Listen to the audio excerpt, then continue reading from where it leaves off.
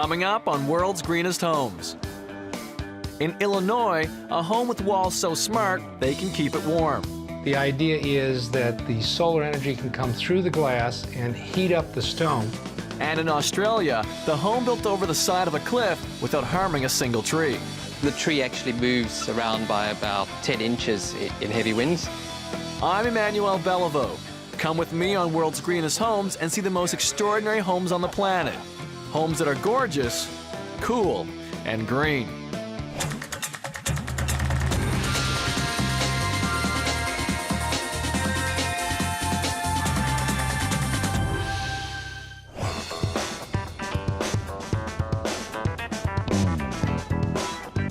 Chicago, gateway to the Midwest, where architecture and style have a long history.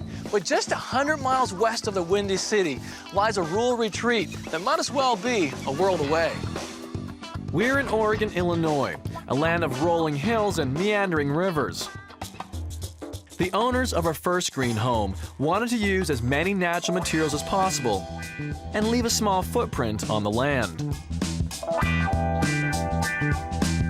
Meet Kent and Kathy Lawrence. This is a second home for them. Kent works as a lawyer in Chicago, and Kathy's a website administrator. One day soon, they'll retire here full-time. This is nice, having you do all the work.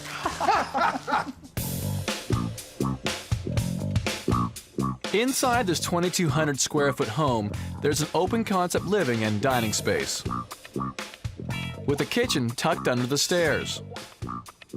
Directly above the kitchen is a home office overlooking the living room. Back on the ground floor, along the hallway, is a master bedroom and bathroom. A little further down, there's a guest bathroom and bedroom. They built this arts and crafts style home in keeping with the green philosophy, and they named it Kickapoo, after a Native American tribe that once settled on the land. This truly is beautiful. I can't wait to see inside.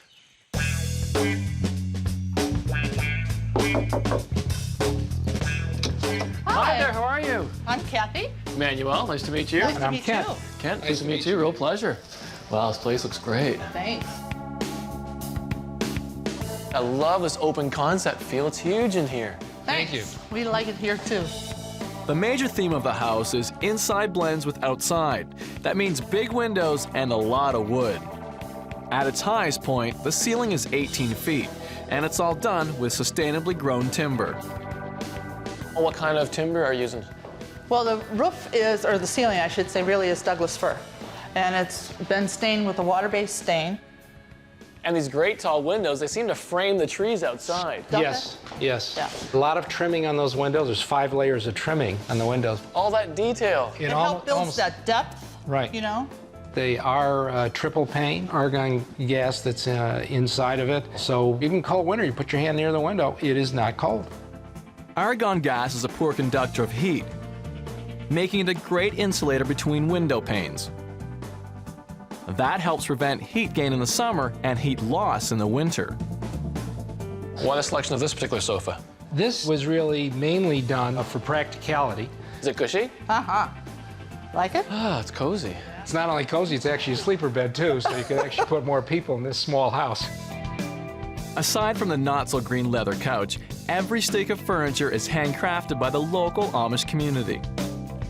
And look at that fireplace. Yeah. That's the beautiful. stone from the same stone we used in the hallway. Now, is this a gas? This is propane, actually, and we can make it go on for you. Oh, what a beautiful flame, too. Thank you. You guys would just sit back here and relax and watch the fire? Well, actually- even better, because these gliders, these Amish gliders, both of them turn, so if it's just the two of us, we can just face Sit right and into the watch fire. it. You imagine a better evening than sitting here reading a book and watching the fireplace? I can't. I really can't. Love it. So what's your favorite place in this space? Probably the kitchen, that's where everyone goes. Sure, it's a beautiful kitchen. Thanks. Making the most of a small footprint, the kitchen is tucked underneath the loft, and every available space is used for storage. Granite countertops? Yep. They're called Verde Meadow. Verde Meadow. Right. Verde being green? Green? Okay. The kitchen floors, like everywhere else in this open concept room, are bamboo. Any fear of water or anything like that? You know, bamboo flooring is one of the most durable floors you can get. It's equal to oak, if not even stronger than oak. And as a matter of fact, when the house was built, they had the floor down first. And then they brought in all their saws, all their heavy equipment to put up all the rest of this stuff. All of the cabinets and even the fridge are cherry wood veneer. Well, it's a beautiful kitchen. I love what you've done with it. And you have more Amish furniture, I take it? This actually is a great table because the space is so big. We can really put a lot of people here if we wanted to. This would expand to seat 12. This dining room is an amazing space to have a meal or sip a coffee and watch deer grazing just a few feet away. Another storage idea is the bench. You can lift the cushion off and lift the cover up, and then there's a... Oh, and this opens up here. Uh-huh. So you thought of everything. Every nook and cranny is well used. Trying. When you're talking about a greenhouse, the biggest thing is not to have wasted space. Right. And that means if you do a little thinking, in this small amount of space, you can get a lot of usefulness out of it. You don't have to be as big. So that's a major concept with the house. Right. Keep on saying this time and time again. The first R in the recycling circle is reduce. Yes. Smart. Yes. All right, so what have we not seen yet? The loft. All right, let's go look at the loft. Okay. Check it out. Oh, this is wonderful. The loft, with 360-degree views, functions as a home office for Kent and Kathy. Yeah, it's a conference center for us. It's also a double cockpit office. It's the whole 9 yards. The desk surface is marmoleum, which is recycled linoleum over compressed wheat straw. Now the structure up here, you're much closer to it. You can see everything. There's a lot of beautiful detail up here. Like the detail right here is incredible, the way all the wood comes together. The builder was really swearing when the architect said to him he wanted no trim on those edges, on those lines. But afterwards, the builder said, you know, you're right, that really made a difference in what it looked like, and it does. It's just, that is, I think, probably the foremost element architecturally of the whole house inside is the ceiling. Well, it is so dominant, the color of the wood. It really draws the eye. It is warm. It is a beautiful feature of the home for sure. Now, being a passively solar home with heat rising being an issue, does it get warm up here? Actually, we haven't found it to have any problem with that at all. I mean, partly it's because of the fans. We got 2 fans that are up here. There are also the windows that you can open in terms of venting it out. But I haven't really detected, even on a hot summer day and even in the afternoon, that it's been a problem. Got a fantastic view. That must inspire the workload. It certainly does, except for one wants to look at that instead of doing the work. The windows up here offer a 360-degree view of the property. But arguably, one of the best views is on the inside looking down at the living room. You've got a view outside the house and you have fantastic views inside the house. The wind turbine provides enough energy to power around half of the home's needs.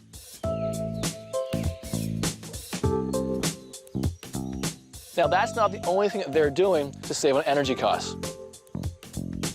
Instead of putting these solar panels on the roof, compromising the look of the house, they install them here, 200 yards away. We shift it twice a year. We fairly recently moved it in an upward position more vertically for the summer sun that's more overhead. In the winter, we drop it 2 or 3 feet further down to cover the southern horizon sun. So how do you get the energy to the house? Underneath here, there's a trench cable that puts these 2 together and goes right into the house. And back in the house, what do you have on the floor here? Oh, this is actually a recycled product. It's tiles that were broken or chipped that have been reground and made into new tiles. So this tile actually looks nice, but I don't care for it too much in use because out here in the country where you've got a lot of gravel on your shoes, it could tend to pit this. Oh, so it's too soft? Right. Yeah, This wouldn't should be a be harder one. a choice for me the next time around. This is the master bedroom. The master suite, very nice. And I love this wall. I just love how you have this natural stone in here. It's beautiful. And I love these windows up there. We have 105 of those windows in this house. 105 windows. Yeah. Now, is the purpose for that to have broad light coming in? And also have ventilation. We want to be able to open up these windows and have air come all the way through. Your bed? Again, The Amish furniture again, as is the quilt, which is also from Amish country in Ohio. This quilt is gorgeous. And I notice you've got another bench here. another right. bench. Guess what's underneath there? Storage. You got it. Yeah, okay, let's look at this. Then you've got more storage going on. You've got a closet space over here, it looks like. Yep. And the master bathroom. Right. Well, let's check that out. Okay. Oh, it's Yep. lovely. And what do you have on the floor? Again, this is stone. And it's heated. And it's heated. That's right, it's heated. This one's just an instant electrical one, so you can turn it on and off fast. This is recycled glass. But it's not transparent glass, is it? No, No, it's it's- smoky. I've never actually seen it with that really soft texture to it. It's nice. Right. Yeah. And I see you have his and her sinks. Right? Very nice. Something different about your bathroom, though, is that if you are using your sink, you're looking at the view as opposed to a mirror. It makes sense to have the mirror here because you don't need to have mirrors all over the place. Down this hallway, we've got our second guest bathroom here. Okay. And then down the way a little bit is our guest bedroom. Oh, I see. Once again, the high ceilings is very consistent throughout the house. The wall along the hallway is a solar or trom wall. It provides around 20% of the heat for the house. The idea is that the solar energy can come through the glass and heat up the stone, and it becomes a heat bank. What is the thickness of this wall? It's about, what looks like 8 to 10 inches. Anyone can build a solar wall, and it doesn't have to be made of limestone like Kent and Kathy's. You can use poured concrete with fly ash, recycled brick, stone, metal, glass, or even a water tank. The most effective place for a solar wall is directly inside south-facing windows. That way, the wall will absorb as much direct sun as possible. The wall stores heat collected from the sun's rays through the day, and at night, after sunset, the heat is released, keeping things nice and toasty until morning, when the solar collection process begins all over again. Out there when we can. There's still one more place to see at the back of the house, the gazebo deck. Oh, this is nice. Yeah. Oh, this is great. What a great view you've got here. And another fireplace outside. That's right, Yeah. the reverse side of the inside fireplace, although this one's a wood burner. Okay, propane on the inside and wood outside Propane here. wood out here. And still more of the same stone. Same stone. Oh my goodness, this place is fantastic. You've got 4 peaks in here.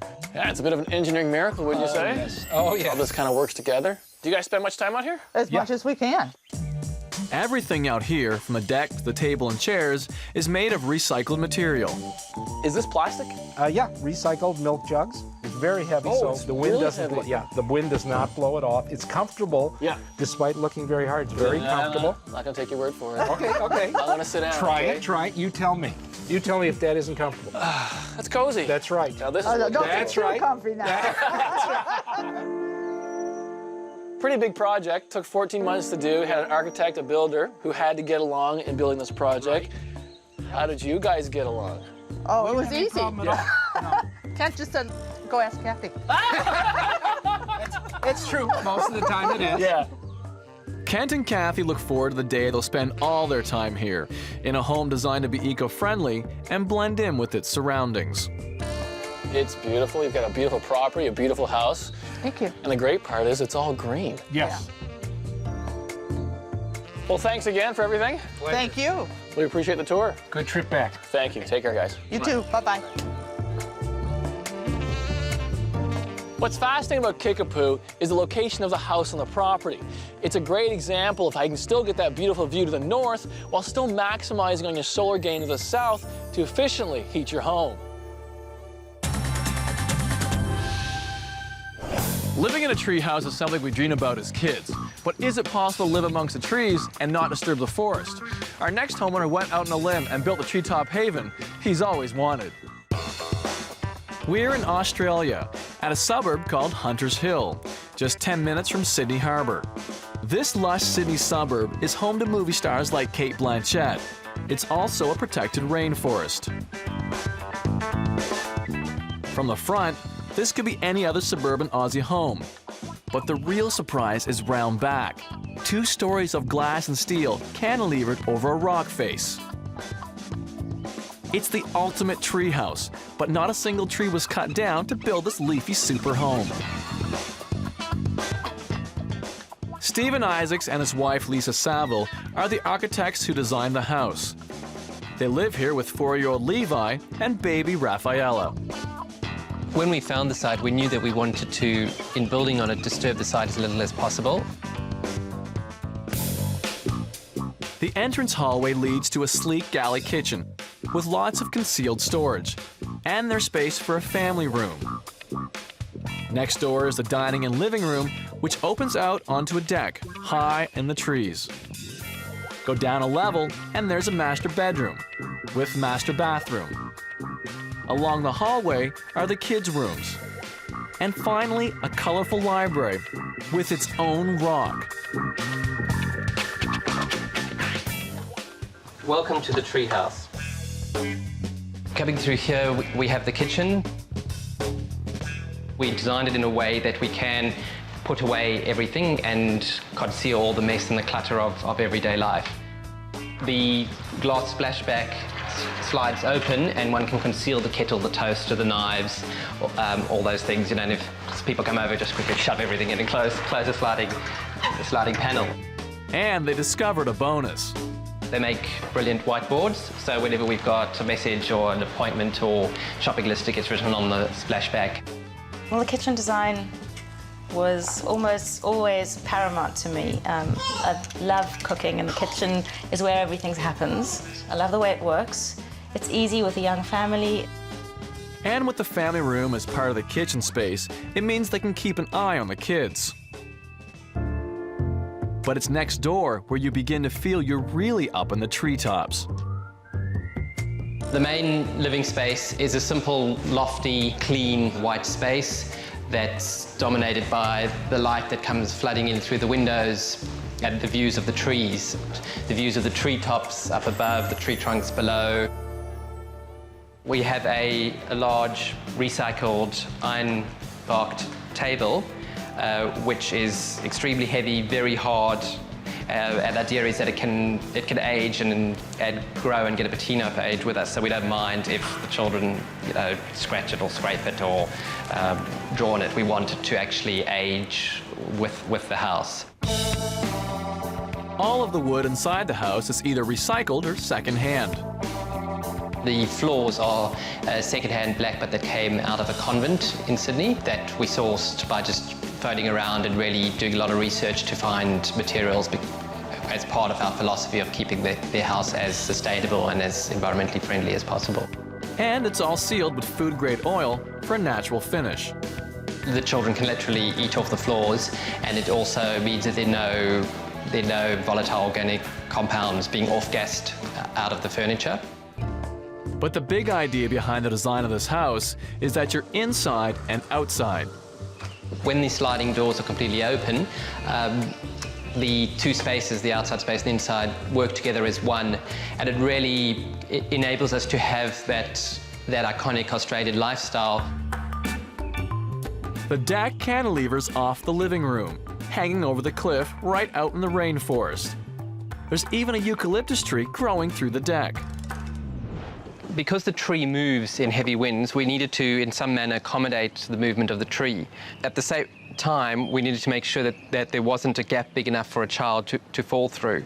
So what we arrived at was creating a timber surround to the tree, which actually moves with the tree. So the timber square around the tree actually slides with the tree as the tree moves around in the wind. Drop down a level from the main living space, and you'll find the bedrooms. This is our master bedroom. Waking up in the morning every day through the seasons of the year, we watch the sunlight on the mangrove swamp as it kind of wakes up for early morning and spreads across. We watch the birds going across, we watch the kookaburras in the trees, we hear the creaking of the tree. I don't know if that's a curse or a blessing, but it is my personal quiet space here. Adjacent to the master bedroom is a small ensuite bathroom. It's kept really simple and understated, so we avoid things like marbles and granites that have to be imported from overseas and have a lot of embodied energy in the transport of them. But here's a bit of familiar technology that was developed in Australia. The toilets are dual flush. What that means is there's a half flush button and a full flush button. That's an Australian innovation that's been around for decades and conserves water, which is then augmented by us actually using rainwater to flush the toilets. Along the hall is Stephen and Lisa's Rainbow Library. where all the books have been organised according to colour, just because we thought it's a more interesting and decorative way of doing it. And you can ask Lisa for any book you're interested in, and she will tell you, well, look in the green section, and that's where the book will be. The space opens out through sliding doors onto a small deck with a very large rock. A feature of this part of the house is the huge sandstone boulder that sits here adjacent to the deck. It serves a great benefit in terms of cooling the house.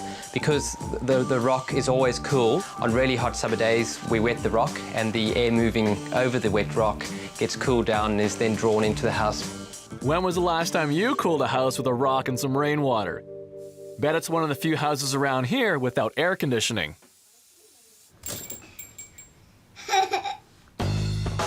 Levi's room is off the library, and like the rest of the house, has traditional Aussie louvered windows for more natural air conditioning. Next door is Rafaela's room. When we had our first child, Levi, and when we were looking for a cot, we tried to find one that was finished with natural materials that wouldn't off-gas and release chemicals, because a child spends the majority of its time sleeping in a cot, and their systems are so much more fragile, so it was quite a serious concern for us. We couldn't find any product that had a natural finish. That's because in Australia, you aren't allowed to sell unfinished baby furniture. So we ended up buying a cot that was finished, stripping off the paint and repainting it with a natural paint. The second bathroom is next to Levi's room and has more spectacular treetop views, with room for the washer and dryer too. Laundry is neatly concealed behind the cabinetry. We have an energy-efficient dryer and a water-efficient washing machine, which uses water from the rainwater tanks. There is one downside, though, to living in a rainforest. But even in the wet Sydney winters, this home still gets the best out of the weather. The roof form has been designed as what we call a butterfly roof, so that it comes together with a large gutter in the middle, the water's collected, take it into the rainwater tanks, and there it's used for the garden, the laundry, and flushing the toilets. But you don't have to build a butterfly roof like Stephen and Lisa to collect rainwater or have a huge tank to store it in. It's easy to collect enough water to use in the garden. If you have eaves troughs, then you probably have downspouts too. You can get yourself a rain barrel from your local hardware store and have your downspouts empty into them. Your backyard will love you for it. We wanted to minimize the impact of construction on such a beautiful, untouched site. So the house sits on 8 columns, steel columns, which sit on top of concrete piers which are bored down into the rock below. And those columns then support steel beams, which forms the framework for the house, and then the rest of the house is clad with timber framing and the metal cladding externally. Now that they've been in their cantilevered treehouse for a couple of years, Stephen and Lisa just might be getting the hang of it. We had to get to know the house and how it operated with the climate, so we've gotten to know it now, haven't we? It's just about living a little bit more consciously about the environment and about the planet around us. What really attracted us to it as well is the fact that it's an opportunity for our children also to grow up in touch with nature, to be able to run and play in the bush, you know, to build tree houses, and that's very rare living in a city in today's world. Lisa and Stephen have managed to mix the best of both worlds, live amongst the trees with the city at their doorstep. It's a green dream home, all without disturbing a single tree.